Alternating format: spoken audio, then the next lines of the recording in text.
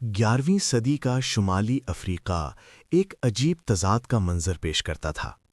ایک طرف وسیع صحرا تھے جہاں قبائلی زندگی اپنی سادگی اور سختی کے ساتھ جاری تھی، اور دوسری طرف تجارتی راستے تھے جو سونے، نمک اور غلاموں کی تجارت کے باعث بے حد اہمیت رکھتے تھے۔ انہی ریتیلے میدانوں میں ایک ایسا بچہ پیدا ہوا جسے تاریخ بعد میں امیر المسلمین کے لقب سے یاد کرے گی۔ یوسف بن تاشفین تقریباً 1009 کے آس پاس سنہاجہ بربر قبیلے میں پیدا ہوئے۔ سنہاجہ قبائل اپنی بہادری، صحرائی زندگی کی برداشت اور جنگی مہارت کے لیے مشہور تھے۔ ان کی زندگی آسان نہ تھی، گرمی کی شدت، پانی کی کمی اور مسلسل نقل مکانی ان کے معمولات میں شامل تھی۔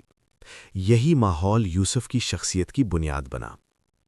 بچپن ہی سے یوسف میں خاموشی، سنجیدگی اور مشاہدے کی غیر معمولی صلاحیت نظر آتی تھی۔ وہ زیادہ بولنے والے نہیں تھے، مگر جو کچھ دیکھتے اسے ذہن میں محفوظ کر لیتے۔ قبیلے کے بزرگ اکثر کہتے کہ یہ لڑکا تلوار سے زیادہ عقل سے کام لے گا۔ صحرائی قبائل میں تعلیم کا تصور آج کے معنوں میں موجود نہ تھا، مگر دینی تعلیم کو بڑی اہمیت دی جاتی۔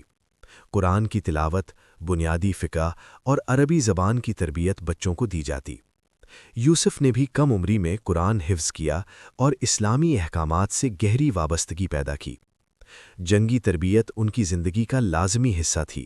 گھڑ سواری، نیزہ بازی، تیر اندازی، یہ سب انہوں نے 9 عمری میں سیکھ لیا۔ کہا جاتا ہے کہ وہ کئی گھنٹے بغیر تھکے گھوڑے پر سفر کر سکتے تھے، اور یہ صلاحیت بعد میں ان کی فوجی مہمات میں بے حد کارآمد ثابت ہوئی۔ اس وقت شمالی افریقہ میں سیاسی وحدت کا فقدان تھا۔ مختلف بربر قبائل آپس میں برسر پیکار رہتے، جبکہ اسلامی تعلیمات سے دوری بڑھتی جا رہی تھی۔ بہت سے علاقوں میں مذہبی بدعات پھیل چکی تھیں اور شریعت پر عمل کمزور ہو گیا تھا۔ اسی ماحول میں ایک اصلاحی تحریک نے جنم لیا، المرابطون کی تحریک۔ کہانی کا ایک اہم کردار عبداللہ بن یاسین تھے، جو ایک عالم دین اور مصلح تھے۔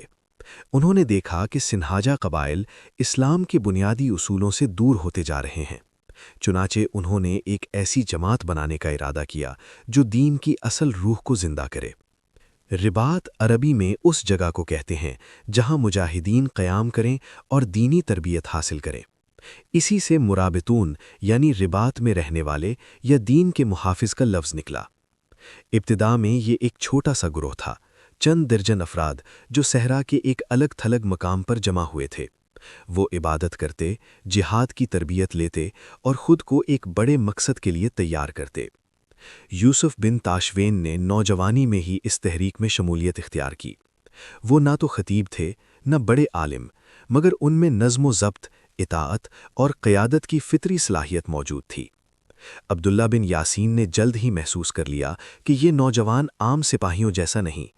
وہ جذباتی فیصلے نہیں کرتا تھا، بلکہ ہر قدم سوچ سمجھ کر اٹھاتا تھا۔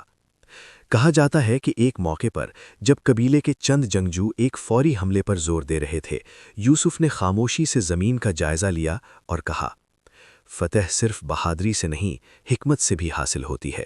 اگر ہم نے جلد بازی کی تو ہم اپنی قوت کھو دیں گے۔ یہ الفاظ ایک نوجوان کے لیے غیر معمولی تھے۔ المرابطون تحریک جلد ہی ایک فوجی قوت بن گئی۔ سنہاجہ قبائل متحد ہونے لگے اور اصلاحی پیغام نے لوگوں کو متاثر کیا۔ اس تحریک کے ابتدائی فوجی قائد ابو بکر بن عمر تھے، جو یوسف کے قریبی رشتہ دار بھی تھے۔ ابو بکر ایک جری سپہ سالار تھے، مگر انہیں جلد اندازہ ہو گیا کہ یوسف میں انتظامی صلاحیت غیر معمولی ہے۔ جب فتوحات کا دائرہ بڑھنے لگا تو علاقوں کو سنبھالنا ایک مشکل کام تھا۔ ابو بکر نے ایک اہم فیصلہ کیا۔ انہوں نے شمالی علاقوں کی ذمہ داری یوسف بن تاشفین کو سونپ دی۔ یہ ایک بڑا اعتماد تھا۔ تقریباً 1062 عیسوی میں یوسف نے ایک ایسے شہر کی بنیاد رکھی جو بعد میں ایک عظیم سلطنت کا دارالخلافہ بنے گا، مراکش۔ اس وقت وہ علاقہ محض ایک میدان تھا، نہ بلند عمارتیں، نہ بازار، نہ قلعے، مگر یوسف کی نگاہ دور تک دیکھتی تھی۔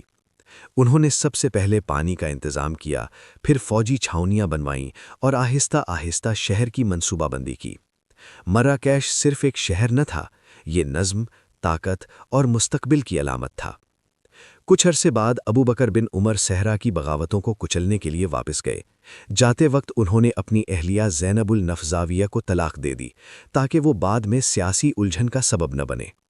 زینب ایک غیر معمولی ذہنت رکھنے والی خاتون تھیں۔ بعد میں ان کی شادی یوسف بن تاشفین سے ہوئی اور تاریخ دانوں کے مطابق وہ یوسف کی سیاسی بصیرت کو مزید نکھارنے میں اہم کردار ادا کرتی رہیں۔ جب ابو بکر واپس آئے تو انہوں نے دیکھا کہ یوسف نے نہ صرف علاقے کو سنبھالا بلکہ ایک مضبوط ریاست کی بنیاد رکھ دی ہے۔ روایت ہے کہ ابو بکر نے کہا، یہ اقتدار اس شخص کے لائق ہے جو اسے سنبھال سکتا ہو، اور وہ تم ہو یوسف۔ یوں اقتدار تقریباً بغیر خون ریزی کے یوسف کے ہاتھ میں آ گیا۔ یوسف بن تاشفین کا طرز حکومت سادگی اور سختی کا امتیاز تھا۔ وہ شاہانہ لباس نہیں پہنتے تھے، اکثر اون کا کھردرا لباس زیب تن کرتے، سادہ کھانا کھاتے اور دربار میں غیر ضروری شان و شوکت کو پسند نہیں کرتے تھے۔ مگر اس سادگی کو کمزوری سمجھنا غلط ہوتا۔ وہ نظم و ضبط کے معاملے میں بے حد سخت تھے۔ انہوں نے ایک ایسی فوج تیار کی جو قبائلی وابستگی سے بلند تر تھی۔ اس میں بربر، عرب اور افریقی سپاہی شامل تھے۔ فوج کی چند خصوصیات: سخت تربیت، تیز رفتار نقل مکانی، صحرائی جنگ کی مہارت اور مذہبی جذبہ۔ یہی فوج بعد میں اندلس میں عیسائی افواج کے لیے خوف کی علامت بن گئی۔ یوسف کے بارے میں مشہور تھا کہ وہ انصاف میں امیر و غریب کا فرق نہیں کرتے تھے۔ اگر کسی گورنر کے خلاف شکایت آتی تو وہ خود تحقیقات کرواتے۔ ایک روایت کے مطابق ایک عام شخص نے ایک افسر پر ظلم کا الزام لگایا۔ یوسف نے افسر کو طلب کیا اور جرم ثابت ہونے پر اسے معزول کر دیا۔ انہوں نے کہا، ریاست تلوار سے نہیں، انصاف سے قائم رہتی ہے۔ یوسف نے مرحلہ وار فتوحات کا آغاز کیا۔ فاس، تلمسان اور دیگر اہم شہر ان کے زیر نگیں آ گئے۔ مگر ان کی اصل کامیابی صرف جنگ نہ تھی بلکہ اتحاد تھا۔ انہوں نے قبائلی دشمنیوں کو ختم کیا، تجارتی راستوں کو محفوظ بنایا اور معیشت کو مضبوط کیا۔ جلد ہی المرابطون ایک سلطنت بن چکے تھے۔ اسی دوران سمندر کے پار اندلس میں ایک مختلف کہانی چل رہی تھی۔ قرطبہ کی عظیم خلافت ٹوٹ چکی تھی اور اس کی جگہ چھوٹی چھوٹی طوائف الملوکی ریاستیں قائم ہو گئی تھیں۔ یہ حکمران آپس میں لڑتے اور کبھی کبھی عیسائی بادشاہوں کو خراج بھی دیتے تھے۔ شمال میں قشتالہ کا بادشاہ الفانسو ششم اپنی طاقت بڑھا رہا تھا۔ اندلس کے مسلمانوں کو ایک ایسے محافظ کی ضرورت تھی جو انہیں متحد کر سکے، اور تاریخ کی نظریں اب صحرا کے اس خاموش سپہ سالار پر جم رہی تھیں، یوسف بن تاشفین پر۔ 11ویں صدی کے وسط میں اندلس بظاہر خوشحال تھا مگر اندر سے کھوکھلا ہو چکا تھا۔ قرطبہ کی عظیم خلافت، جس کے چرچے بغداد اور قاہرہ تک ہوتے تھے، اب تاریخ کا قصہ بن چکی تھی۔ اس کی جگہ درجنوں چھوٹی چھوٹی ریاستیں وجود میں آ چکی تھیں، جنہیں تاریخ نے طوائف الملوک کے نام سے یاد رکھا۔ ہر شہر ایک الگ بادشاہت تھا، ہر بادشاہ اپنی انا کا اسیر۔ اشبیلیہ میں المعتمد بن عباد، بطلیوس میں المتوکل، غرناطہ میں زیری بن خاندان، سب مسلمان تھے مگر ایک دوسرے کے دشمن۔ یہ دشمنی اتنی شدید تھی کہ وہ عیسائی بادشاہوں سے مدد مانگنے اور انہیں بھاری خراج ادا کرنے سے بھی نہیں ہچکچاتے تھے۔ اندلس کی زمین پر پہلی بار یہ منظر عام ہوا کہ مسلمان حکمران مسلمان رایا پر حکومت برقرار رکھنے کے لیے عیسائی کلواروں کو کرائے پر لینے لگے۔ اندلس کے شمال میں ایک طاقت آہستہ آہستہ مگر مستقل انداز میں بڑھ رہی تھی، قشتالہ اور لیون کا بادشاہ الفانسو ششم۔ الفانسو صرف ایک جنگجو نہیں تھا، وہ ایک سیاستدان بھی تھا۔ وہ جانتا تھا کہ مسلمان آپس میں تقسیم ہیں، اس لیے اس نے جنگ سے زیادہ سازش، دباؤ اور خراج کا ہتھیار استعمال کیا۔ اس کی سب سے بڑی کامیابی 1085 میں ہوئی جب اس نے طلیطلہ جیسے عظیم اسلامی شہر پر قبضہ کر لیا۔ یہ محض ایک شہر کا سقوط نہ تھا، یہ ایک علامت تھی کہ اگر مسلمانوں نے ہوش نہ کیا تو پورا اندلس ہاتھ سے نکل جائے گا۔ طلیطلہ کے سقوط کے بعد اندلس کے مسلمان حکمرانوں میں خوف پھیل گیا۔ الفانسو کے سفیر غرور سے ان کے درباروں میں داخل ہوتے اور خراج کی نئی شرائط سناتے۔ کہا جاتا ہے کہ ایک موقع پر الفانسو نے پیغام بھیجا، یا تو خراج دو یا اپنی بیٹیوں کو ہمارے دربار میں بھیجو۔ یہ الفاظ تلوار سے زیادہ کاٹ دار تھے۔ اسی ماحول میں اشبیلیہ کے بادشاہ المعتمد بن عباد نے ایک فیصلہ کیا، ایک ایسا فیصلہ جو اس کی حکومت، اس کے تخت، بلکہ شاید اس کی جان کے لیے بھی خطرناک تھا۔ انہوں نے کہا، میں اندلس کو عیسائیوں کے حوالے کرنے کے بجائے افریقہ کے صحراؤں کے چرواہے کو بلانا بہتر سمجھتا ہوں۔ وہ چرواہا یوسف بن تاشفین تھا۔ اندلس کے حکمرانوں کا ایک وفد بحر روم عبور کر کے مراکش پہنچا۔ وہ ایک عظیم الشان محل نہیں بلکہ ایک سادہ مگر منظم دارالحکومت میں داخل ہوئے۔ جب وہ یوسف بن تاشفین کے سامنے پیش ہوئے تو انہوں نے کوئی سنہری تخت نہیں دیکھا، کوئی شاہانہ لباس نہیں دیکھا۔ انہوں نے ایک سادہ لباس میں ملبوس، خاموش مگر گہری نگاہوں والے انسان کو دیکھا۔ المعتمد نے اندلس کی حالت بیان کی، شہر، خراج، ظلم، خطرہ۔ یوسف خاموشی سے سنتے رہے۔ آخر میں انہوں نے صرف ایک سوال کیا، کیا تم اللہ کی شریعت پر عمل کرو گے اگر میں تمہاری مدد کے لیے آؤں؟ یہ سوال تلوار سے زیادہ بھاری تھا۔ یوسف بن تاشفین جانتے تھے کہ اندلس جانا آسان نہیں۔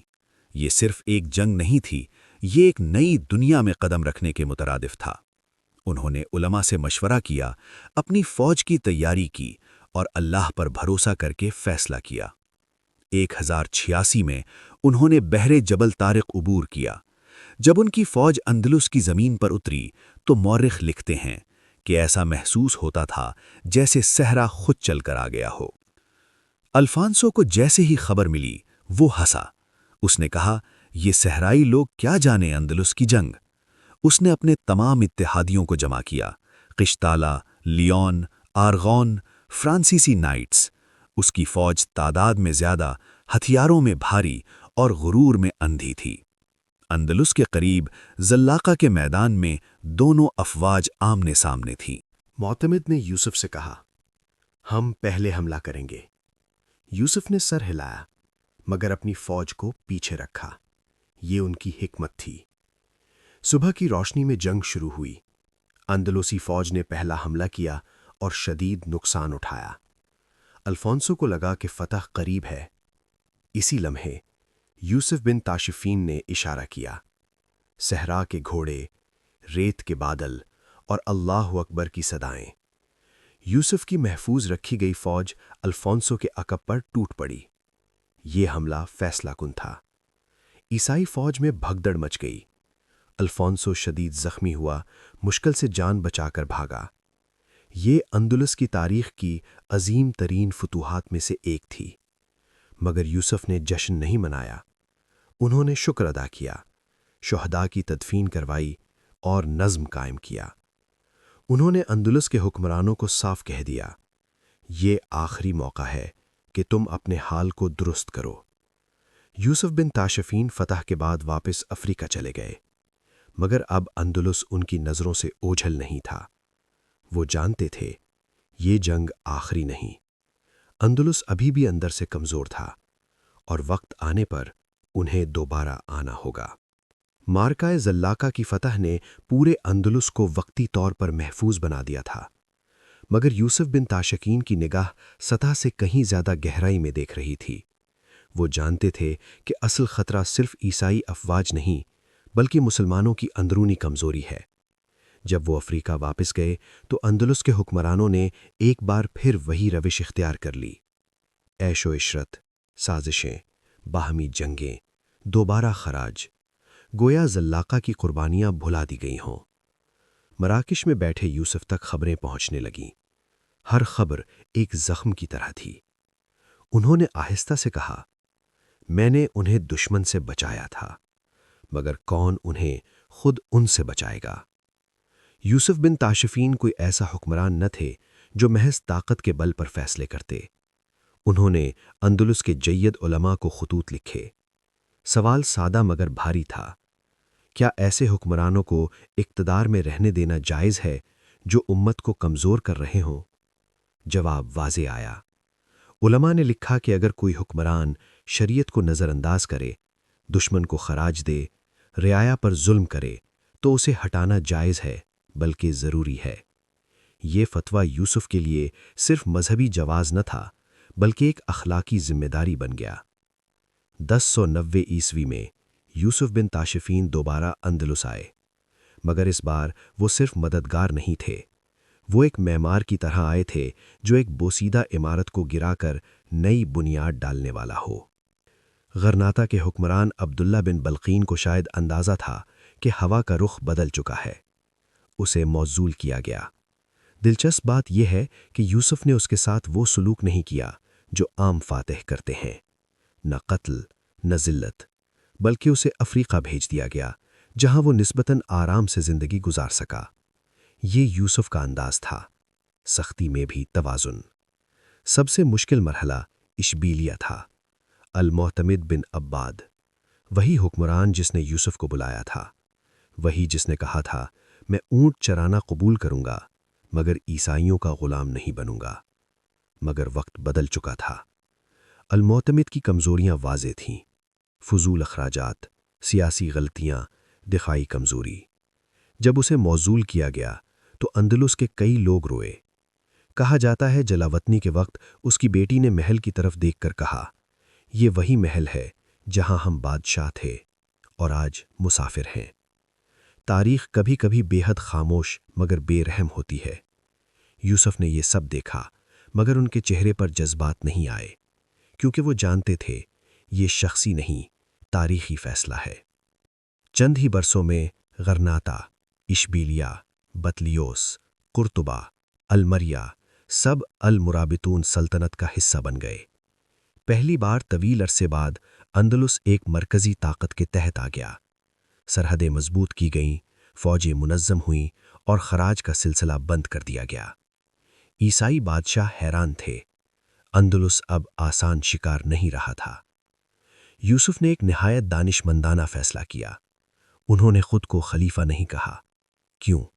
کیونکہ بغداد میں عباسی خلافت اب بھی مسلمانوں کی علامتی مرکز تھی۔ انہوں نے خلیفہ سے رابطہ کیا اور وفاداری کا اظہار کیا۔ بدلے میں انہیں لقب ملا امیر المسلمین، یعنی مسلمانوں کا امیر۔ یہ ایک سیاسی شاہکار تھا، اس سے ان کی حکومت کو مذہبی جواز ملا، بغاوت کے امکانات کم ہوئے اور امت میں اتحاد کا پیغام گیا۔ یہ ان کی عاجزی بھی ظاہر کرتا ہے، وہ تاج کے بھوکے نہیں تھے، وہ استحکام چاہتے تھے۔ تصور کریں، ایک ایسی سلطنت جو سینگال سے لے کر اندلس تک پھیلی ہو، اور اس کا حکمران سادہ لباس، معمولی گھر، کم محافظ۔ مورخ لکھتے ہیں وہ مٹی کے گھر میں رہتا تھا جبکہ اس کی سلطنت سونے پر کھڑی تھی۔ انہیں محلات سے زیادہ مساجد کی تعمیر پسند تھی، انہیں شاعروں کی تعریف سے زیادہ قاضیوں کا انصاف عزیز تھا۔ یوسف نے کثیر النسل فوج تیار کی، بربر گھڑ سوار، عرب جنگجو، افریقی دستے، اندلسی سپاہی۔ ان کی حکمت عملی سادہ مگر مؤثر تھی، تیز حملہ، مکمل دباؤ اور نظم۔ عیسائی بادشاہ اب کھلے میدان میں مقابلے سے گھبراتے تھے۔ سخت فیصلوں کے باوجود یوسف سنگ دل نہ تھے۔ کہا جاتا ہے کہ ایک رات وہ شہر کا دورہ کر رہے تھے۔ انہوں نے ایک بوڑھے شخص کو یہ کہتے سنا، اللہ یوسف کو جزا دے، اس نے ہمیں خوف سے نجات دی ہے۔ یوسف نے کچھ نہ کہا، بس آسمان کی طرف دیکھا۔ شاید یہی ان کا انعام تھا۔ اب وہ 80 کے قریب پہنچ چکے تھے، بال سفید، چہرہ جھریوں سے بھرا مگر دماغ تلوار کی طرح تیز۔ وہ جانتے تھے سلطنتیں صرف فتح سے نہیں، جانشینی سے بھی محفوظ رہتی ہیں۔ چنانچہ انہوں نے اپنے بیٹے علی بن یوسف کو تربیت دینا شروع کی۔ یوسف بن تاشفین نے کوئی عظیم محل نہیں چھوڑا، کوئی خود پسند یادگار نہیں بنوائی، مگر انہوں نے جو چھوڑا وہ اس سے کہیں بڑا تھا۔ متحد اندلس، مضبوط شمالی افریقہ، عیسائی پیش قدمی کی روک تھام، اسلامی سیاسی استحکام۔ وہ صرف ایک فاتح نہیں تھے، وہ ایک معمار تاریخ تھے۔ ہر انسان چاہے وہ کتنا ہی طاقتور کیوں نہ ہو، وقت کے سامنے جھک جاتا ہے۔ یوسف بن تاشفین بھی اب عمر کے اس حصے میں داخل ہو چکے تھے جہاں جسم آہستہ آہستہ ساتھ چھوڑنے لگتا ہے، مگر حیرت کی بات یہ تھی کہ ان کا ذہن اب بھی ایک سپہ سالار کی طرح متحرک تھا۔ کہا جاتا ہے کہ وہ 90 برس سے زیادہ عمر پا چکے تھے۔ کچھ مورخ تو ان کی عمر 100 سال کے قریب بتاتے ہیں۔ سوچئے، ایک ایسا انسان جس نے صحراؤں میں جوانی گزاری، سلطنتیں فتح کیں، سمندر پار فوجیں اتاریں، اندلس کو بچایا، اب زندگی کی شام دیکھ رہا تھا، مگر اس شام میں بھی سکون تھا، ندامت نہیں۔ جب یوسف نے مراکش کی بنیاد رکھی تھی تو شاید ہی کسی نے تصور کیا ہو کہ یہ شہر ایک عظیم سلطنت کا دل بن جائے گا۔ اب جب وہ بڑھاپے میں شہر کی گلیوں سے گزرتے تو یہ صرف اینٹوں اور بازاروں کا مجموعہ نہ تھا، یہ ان کی بصیرت کا زندہ ثبوت تھا۔ مراکش اب تھا علم کا مرکز، تجارت کا سنگم، فوجی طاقت کا محور۔ مگر اس سب کے باوجود یوسف کی زندگی میں شاہانہ رنگ نہ آیا۔ مورخ لکھتے ہیں، اتنی وسیع سلطنت کا مالک ہونے کے باوجود اس کے گھر میں سادگی ایک عام سپاہی جیسی تھی۔ نہ ریشمی پردے، نہ سونے کے برتن، گویا اقتدار نے انہیں بدلا ہی نہیں۔ بڑے حکمران صرف اپنی زندگی نہیں سنوارتے، وہ مستقبل کی بنیاد بھی رکھتے ہیں۔ یوسف بن تاشفین جانتے تھے کہ سلطنتیں اکثر اس وقت ٹوٹتی ہیں جب حکمران مر جاتا ہے اور جان نشینی پر جھگڑا شروع ہو جاتا ہے۔ اسی لیے انہوں نے بروقت اپنے بیٹے علی بن یوسف کو جان نشین مقرر کیا۔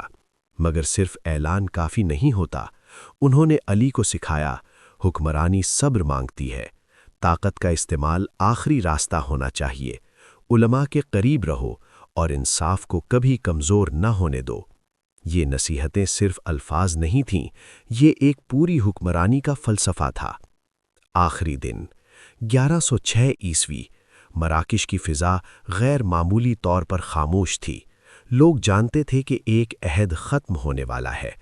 جب یوسف بن تاشفین نے آخری سانس لی تو کوئی شاہی ڈھول نہ بجا، کوئی سونے کا تابوت نہ بنا۔ ان کی تدفین سادگی سے ہوئی۔ یہی ان کی زندگی کا خلاصہ تھا۔ تاریخ دان لکھتے ہیں کہ یوسف نے اپنی ذاتی میراث میں بہت کم دولت چھوڑی۔ یہ بات حیران کن ہے۔ اتنی بڑی سلطنت مگر ذاتی خزانہ تقریباً خالی، کیونکہ وہ ریاست اور اپنی ذات کو الگ رکھتے تھے۔ آج کی زبان میں کہیں تو وہ اقتدار کو امانت سمجھتے تھے، ملکیت نہیں۔ اب ذرا رک کر اس انسان کو سمجھنے کی کوشش کرتے ہیں۔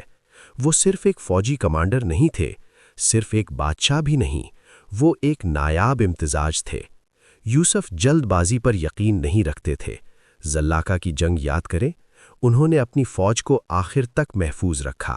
یہی صبر فتح بنا۔ زیادہ تر حکمران طاقت ملتے ہی بدل جاتے ہیں، مگر یوسف سادہ لباس، عام طرز زندگی، کم نمود۔ یہ عاجزی دکھاوا نہیں تھی، یہ ان کی فطرت تھی۔ وہ دیندار تھے مگر سخت گیر نہیں۔ انہوں نے علماء سے رہنمائی لی مگر ریاست کو عملی حکمت سے چلایا۔ یہ توازن بہت کم حکمرانوں میں ملتا ہے۔ اندلس کو براہ راست فتح کرنا آسان نہ تھا۔ اگر وہ فوراً حکمرانوں کو ہٹا دیتے تو بغاوت یقینی تھی۔ انہوں نے پہلے مدد کی، پھر اصلاح کی، پھر اتحاد قائم کیا۔ یہ ایک شطرنج کے ماہر کی چالیں تھیں۔ یوسف کے بعد علی بن یوسف حکمران بنے۔ ابتدا میں سلطنت مضبوط رہی مگر آہستہ آہستہ مسائل بڑھنے لگے۔ نئی اصلاحی تحریکیں، خصوصاً الموحدون، انتظامی دباؤ، وسیع سلطنت کو سنبھالنے کی مشکل۔ آخرکار المرابطون زوال کا شکار ہو گئے۔ مگر یاد رکھیں، کسی سلطنت کا زوال اس کے بانی کی عظمت کم نہیں کرتا، بلکہ اکثر یہ ثابت کرتا ہے کہ بانی غیر معمولی تھا۔ یہ سوال تاریخ دان اکثر پوچھتے ہیں۔ تصور کریں، اگر زلاقہ میں مسلمان ہار جاتے تو شاید اندلس بہت پہلے ختم ہو جاتا، اسلامی تہذیب کا یورپ پر اثر کم ہو جاتا، علم، فلسفہ اور سائنس کی منتقلی متاثر ہوتی۔ یعنی یوسف نے صرف زمین نہیں بچائی، انہوں نے تہذیب کو وقت دیا۔ دنیا میں بہت فاتح آئے اور چلے گئے، مگر یوسف بن تاشفین کو خاص بناتا ہے، انہوں نے اقتدار کے لیے جنگ نہیں کی، ذمہ داری کے لیے کی۔ انہوں نے اتحاد پیدا کیا، انہوں نے ذاتی شان پر ریاست کو ترجیح دی، انہوں نے دین، سیاست اور فوج کو متوازن رکھا۔ وہ ان حکمرانوں میں سے تھے جو کم پیدا ہوتے ہیں۔ کہا جاتا ہے کچھ لوگ شور مچا کر تاریخ میں داخل ہوتے ہیں اور کچھ خاموشی سے تاریخ بدل دیتے ہیں۔ یوسف بن تاشفین اوسلی قسم میں آتے ہیں۔ نہ انہوں نے اپنی تعریف لکھوائی، نہ مجسمے بنوائے، مگر ان کا اثر صدیوں پر پھیلا ہوا لگتا ہے۔ دوستو، یوسف بن تاشفین کی ہسٹری پر مبنی یہ ڈاکیومنٹری ویڈیو آپ کو کیسی لگی؟ امید ہے یہ ویڈیو آپ کو پسند آئی ہوگی۔ اگر آپ کو ویڈیو اچھی لگی ہو تو اس کو لائک اور شیئر کرنا ہرگز نہ بھولیے گا۔ اس طرح کی مزید ہسٹوریکل ویڈیوز کو دیکھنے کے لیے ہمارے چینل کو سبسکرائب کریں اور بیل آئیکن کو بھی پریس کر دیں تاکہ نئی آنے والی ویڈیوز کو آپ دیکھ سکیں اور تاریخ اور جنرل نالج کے متعلق مزید معلومات حاصل کر سکیں۔ ملتے ہیں اگلی ویڈیو کے ساتھ، تب تک کے لیے خدا حافظ، السلام علیکم۔